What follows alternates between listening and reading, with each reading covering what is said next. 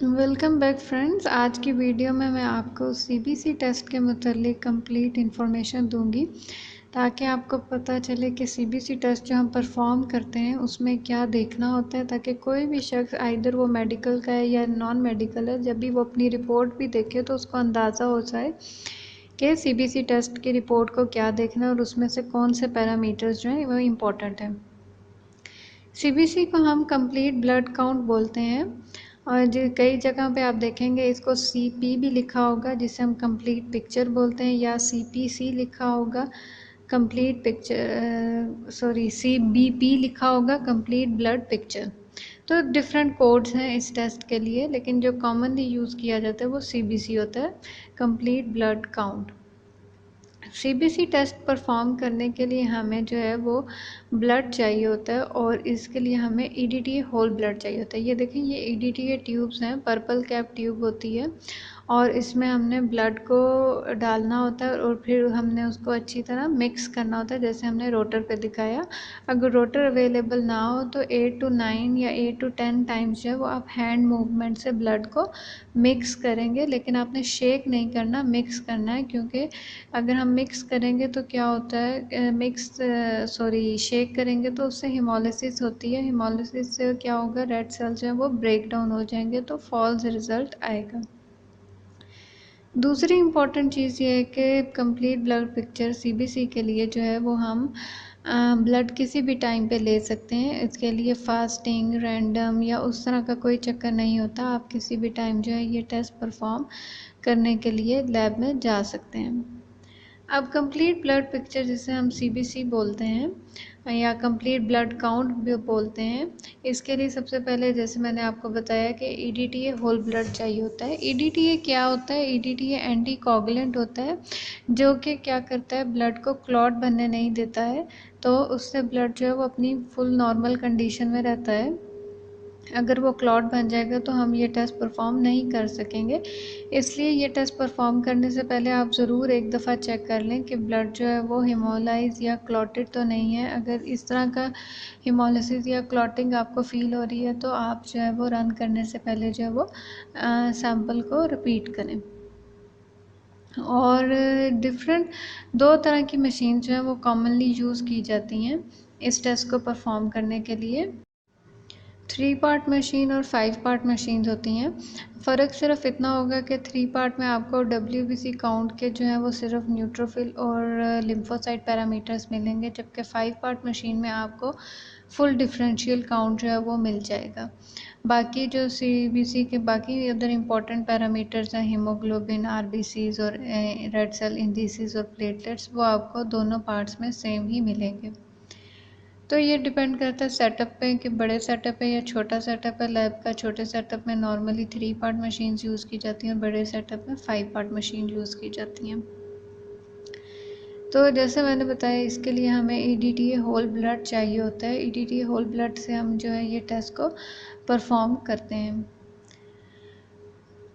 अब जैसे मैंने बताया, इसके डिफरेंट नेम्स हैं, complete blood count, complete blood picture, ये या सीपी लिखा हुआ है कंप्लीट पिक्चर। तो अगर सीबीसी भी लिखा हुआ है, कोई भी कोड वर्ड लिखा हुआ है, तो आपको पता चल जाएगा कि कौन सा टेस्ट रिक्वेस्ट किया गया है, सीबीसी रिक्वेस्ट किया गया है। नॉर्मली इसके लिए हमें 1 to 2 ml जो ब्लड है वो काफ़ी होता है। सेफ साइड जो है रिपीट करना हो, इस सूरत में आप जो है वो 2 to 3 cc जो है वो ब्लड लें ईडीटीए ट्यूब में। ईडीटीए ट्यूब जैसे मैंने आपको बताया कि वो एंटी कोगुलेंट ट्यूब होती है।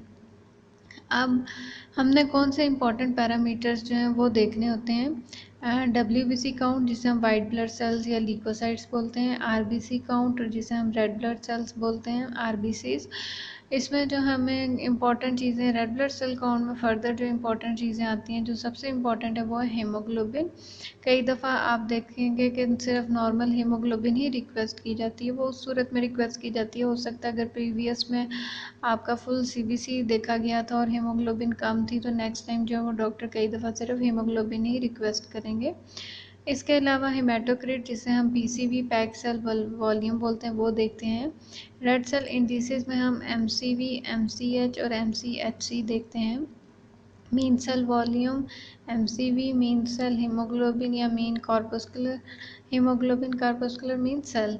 और mean cell haemoglobin concentration MCHC, और इसके अलावा हम RDWCV red cell distribution with coefficient of variation देखते हैं, और इसके अलावा हम प्लेटलेट काउंट्स को देखते हैं। रेड सेल इंडिसेस के और RDW की डिटेल में मैं नहीं जाऊंगी, ऑलरेडी मैंने इसके बारे में एक्सप्लेनेशन दी हुई है। अगर आप लोगों ने मिस की है तो आप हेमाटोलॉजी प्लेलिस्ट में जो है वो वीडियो देख सकते हैं। अब ये इम्पॉर्टेंट चीज़ें आपने जब अपनी रिपोर्ट में देखनी है तो सीक्वेंस मोस्टली सीबीसी में हीमोग्लोबिन से स्टार्ट होता है। हीमोग्लोबिन क्या होती है? नॉर्मल फंक्शन जो हीमोग्लोबिन का होता है वो ये होता है कि ऑक्सीजन को लंग्स में से लेना और उसको बॉडी टिश्यूज़ के अंदर डिस्ट्रीब्यूट करना, और कार्बन डाइऑक्साइड को ब्लड से लेना और बैक टू लंग्स में देना, ताकि जो है वो ऑक्सीजन को प्योरीफाई करके दोबारा जो है वो ब्लड के थ्रू टिश्यूज़ तक पहुंचा सके। तो वो हीमोग्लोबिन का फंक्शन जो है वो एक तरह से एक्सचेंज ऑफ ऑक्सीजन होता है टू द ब्लड टिश्यूज़। और जो आयरन मॉलिक्यूल होता है हीमोग्लोबिन के अंदर, जैसे आपको पता है हीमोग्लोबिन में दो इंपॉर्टेंट मॉलिक्यूल्स हैं, आयरन और ग्लोबुलिन चेन्स। तो जो आयरन मॉलिक्यूल होता है हीमोग्लोबिन के अंदर वो हेल्प करता है आरबीसीज की नॉर्मल शेप को मेंटेन करने में। रेड ब्लड सेल्स का लाइफ स्पैन जो है वो आपको पता है कि कितना होता है, 120 डेज होता है। उसके बाद रेड सेल्स जो है वो लाइज होते हैं। तो सीबीसी में सबसे इम्पॉर्टेंट चीज़ जो सबसे पहले देखी जाती है वो हीमोग्लोबिन देखी जाती है, फिर हेमाटोक्रिट देखा जाता है यानी कि percentage of RBC packed cell volume, और फिर आरबीसी काउंट, और फिर red cell indices. Function of haemoglobin में जो है आपको पता होना चाहिए कि हीमोग्लोबिन अगर डॉक्टर रिक्वेस्ट कर रहे हैं तो वो क्या चीज़ें देखना चाह रहे हैं। तो इम्पार्ट्स यानी रेड कलर, वो हीमोग्लोबिन रेड कलर देता है ब्लड को, और help to carry out the oxygen and other gases assisting the respiratory system, और ये ब्लड को एज अ बफर परफॉर्म करता है ताकि ब्लड की पीएच जो है वो मेंटेन रह सके। It buffer the blood pH and maintain it to the tolerable limits. और इसके अलावा source of physiological active catabolites और जेनेटिक रेजिस्टेंस टू मलेरिया और एक्स्ट्रा। हीमोग्लोबिन की नॉर्मल वैल्यूज़ जो होती हैं वो फीमेल्स में जो है वो 12 to 15 ग्राम पर डीएल और मेल्स में 13 से 16 ग्राम पर डीएल होती है। अगर किसी भी पेशेंट की हीमोग्लोबिन 6 से कम हो या 7 से कम हो तो वो क्रिटिकल वैल्यू में आ जाती है, जिसमें हमें फ़ौरन एक्शन लेना होता है। नेक्स्ट इंपॉर्टेंट चीज़ जो सीबीसी में आती है वो प्लेटलेट्स हैं। प्लेटलेट जो है नॉर्मल काउंट जो होती है मेल और फीमेल में सेम ही होती है, 1,50,000 से 4,50,000 जो है पर mm प्लेटलेट्स पाए जाते हैं हर ह्यूमन बीइंग में। अगर इससे कम हो तो या इससे ज़्यादा हो तो जो है पेशेंट के सिम्टम्स को देखा जाता है। प्लेटलेट का फंक्शन जो है वो प्लेटलेट जो है वो वाउंड हीलिंग में मेन इजी अल्फाज में जो है वो वाउंड हीलिंग का फंक्शन परफॉर्म करते हैं। तो प्लेटलेट के फंक्शंस में क्या आ जाता है कि platelet have adhesive and cohesive function which enable them to coagulate and form a homeostatic plug, so they play an important role in blood clotting. Platelets also have a secretory function. They secrete adhesive protein and coagulation and growth factors. Consequently, they play a major role in wound healing. So हम हेमोस्टेटिस में भी जो main role है वो उसमें भी platelets जो है वो बहुत इंपॉर्टेंट रोल परफॉर्म करते हैं। अब नेक्स्ट और लास्ट इंपॉर्टेंट चीज़ जो सीबीसी की आती है वो है डिफरेंशियल काउंट यानी कि white blood cells count. White blood cells जिसे हम लीकोसाइट्स भी बोलते हैं। नॉर्मली वाइट ब्लड सेल्स जो हैं किसी भी ह्यूमन बीइंग में 4,000 से 11,000 पर mm मौजूद होते हैं। किसी भी इन्फेक्शन की केस में आइदर ये काउंट जो है वो ज़्यादा हो जाती है और या ये काउंट जो है वो नॉर्मल रेंज से कम हो जाती है, यानी 2,000 या 1,000, और अगर ज़्यादा होगी तो 15,000, 20,000, और ल्यूकीमिया में तो ये बहुत ज़्यादा हो जाती है। डिफरेंशियल काउंट किसे बोलते हैं? डिफरेंशियल काउंट बोलते हैं वाइट ब्लड सेल की जो टाइप्स हैं, न्यूट्रोफिल, लिम्फोसाइट, मोनोसाइट, इओसिनोफिल और बेसोफिल। इन चीज़ों को हम डिफरेंशियल काउंट देखते हैं। न्यूट्रोफिल, और अब जो 5 पार्ट मशीन होगी उसमें आप ये तीनों सेपरेट देखेंगे, neutrophil, lymphocyte, monocyte, eosinophil, basophil. जबकि जो 3 पार्ट मशीन होगी उसमें न्यूट्रोफिल और लिम्फोसाइट की तो आपको रेंज मिल जाएगी, लेकिन बाकी जो तीनों चीज़ें होंगी मोनोसाइट, बेसोफिल और इओसिनोफिल, ये मिक्सड आएंगे। तो अब ये काउंट जो है वो 2 तरह के रिजल्ट्स में आती है डिफरेंशियल। परसेंटेज फॉर्म में और एब्सोलूट फॉर्म में। तो एब्सोलूट फॉर्म जो है वो ज़्यादा इम्पोर्टेंट है एज़ कम्पेयर टू परसेंटेज।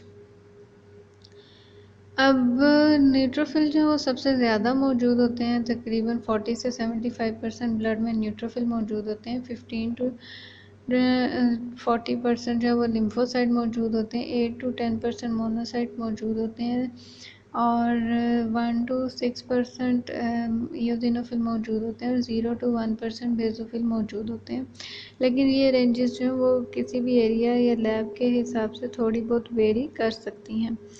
तो अब डिफरेंशियल काउंट में आपने किन किन को देखना होता है, न्यूट्रोफिल को, लिम्फोसाइट को, मोनोसाइट को, ईओसिनोफिल को और बेसोफिल को।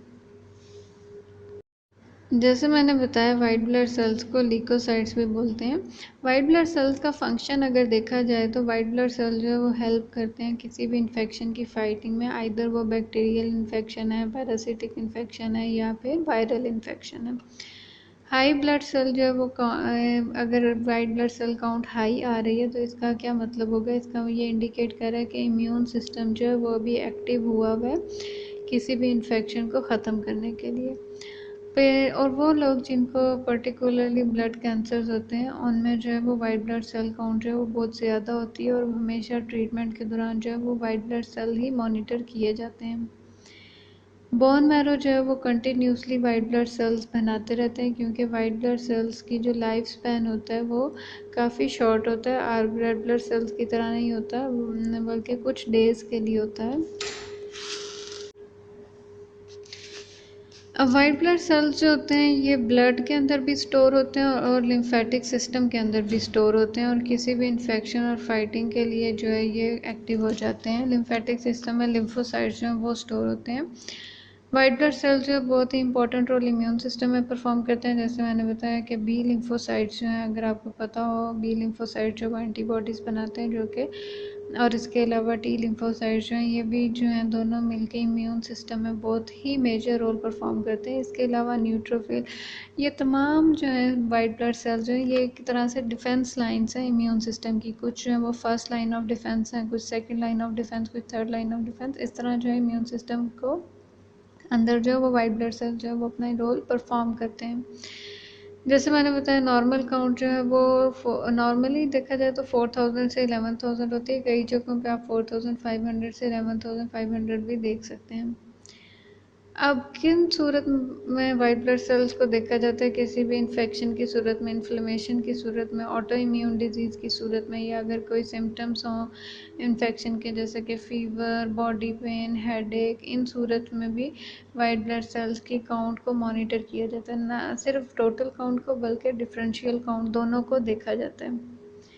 लिम्फोसाइट्स जो हैं वो बहुत ही इंपॉर्टेंट रोल मैंने बताया, जैसे भी आपको बताया कि एंटीबॉडीज़ प्रोड्यूस करते हैं जो कि डिफेंड करते हैं अगेंस्ट बैक्टीरिया, वायरस और दूसरे थ्रेट्स के खिलाफ। न्यूट्रोफिल जो सबसे ज़्यादा मिकदार में मौजूद होते हैं, ये पावरफुल वाइट ब्लड सेल होते हैं और ये जो है बैक्टीरियल और फंगल इन्फेक्शन में अपना बहुत ही इंपॉर्टेंट रोल परफॉर्म करते हैं। बेसोफिल जो हैं ये बहुत ही कम मिकदार में मौजूद होते हैं और ये ऐसे केमिकल सिक्रीट करते हैं जो कि एलर्जीज़ और इन्फेक्शन के ख़िलाफ़ लड़ते हैं। ईओसिनोफिल जो हैं ये रिस्पॉन्सिबल होते हैं पैरासाइट्स, कैंसर सेल्स और इसके अलावा एलर्जिक रिस्पॉन्स में अपना रोल परफॉर्म करते हैं। नेक्स्ट आते हैं मोनोसाइट्स। मोनोसाइट्स जो हैं ये रिस्पॉन्सिबल होते हैं for attacking and breaking down of germs और bacteria that enter the body, यानी कि ये भी जो है बैक्टीरिया इन्फेक्शन में अपना रोल जो है परफॉर्म करते हैं। मोनोसाइट्स का फैगोसिटिक सेल्स भी बोलते हैं। तो ये तो थी कंप्लीट ब्लड काउंट पिक्चर जिसमें हमने देखा कि कौन कौन सी चीज़ें जो हैं वो देखी जाती हैं और उनके क्या क्या रोल होते हैं। तो आई होप कि अब आपको आइडिया हो गया होगा कि सीबीसी टेस्ट जो है अगर वो लैब में परफॉर्म किया जा रहा है तो उसके लिए कौन सा सैंपल चाहिए होगा, कौन सी ट्यूब में सैंपल लेना है और रिज़ल्ट्स में हमें क्या क्या पैरामीटर्स जो हैं वो देखने होते हैं। सबसे इम्पॉर्टेंट पैरामीटर अगर 3 पार्ट मशीन के लिहाज से भी देखा जाए और 5 पार्ट दोनों को कॉमन किया जाए, यानी कि अगर एक कॉमन पर्सन अपनी सीबीसी रिपोर्ट देख रहा है तो उसको कौन कौन सी चीज़ों को देखना होगा। अगर तो वो एनीमिया के लिए देख रहा है तो फिर जो है उसमें अगर तो एनीमिया के लिए पेशेंट ने टेस्ट कराया तो फिर उसमें हम पेशेंट के हमने देखना होता है हीमोग्लोबिन को, आरबीसी काउंट को, रेड सेल इंडिसेस को। ये 3 चीज़ें जो है बहुत ही इंपॉर्टेंट रोल करती हैं। अगर कोई पेशेंट जो है वो उसके सिम्टम्स में इन्फेक्शन या इन्फ्लेमेशन या कोई एलर्जिक रिएक्शन है तो फिर वाइट ब्लड सेल काउंट और डिफरेंशियल काउंट को देखा जाता है। और अगर किसी पर्सन के कोई ब्लीडिंग डिसऑर्डर है, इंटरनल या एक्सटर्नल ब्लीडिंग डिसऑर्डर है, तो उस सूरत में जो है वो प्लेटलेट काउंट जो है वो बहुत इंपॉर्टेंट रोल परफॉर्म करते हैं। तो सीबीसी में ये तमाम चीज़ें आ जाती हैं, यानी कि जितने भी बॉडी के 3 इम्पॉर्टेंट सेल्स जो हैं, red blood cells, white blood cells और प्लेटलेट्स, इन तीनों को हम जो है वो सीबीसी में देखते हैं। सीबीसी जो है वो सबसे बेसिक टेस्ट है। किसी भी इन्फेक्शन की सूरत में डॉक्टर जो है वो सबसे पहले सीबीसी ही रिक्वेस्ट करते हैं, उसके बाद जो है वो फर्दर किसी और टेस्ट की तरफ जाते हैं। तो आई होप कि आपको आइडिया हो गया होगा इस टेस्ट के मुतालिक कि इसको कैसे परफॉर्म करना है और कैसे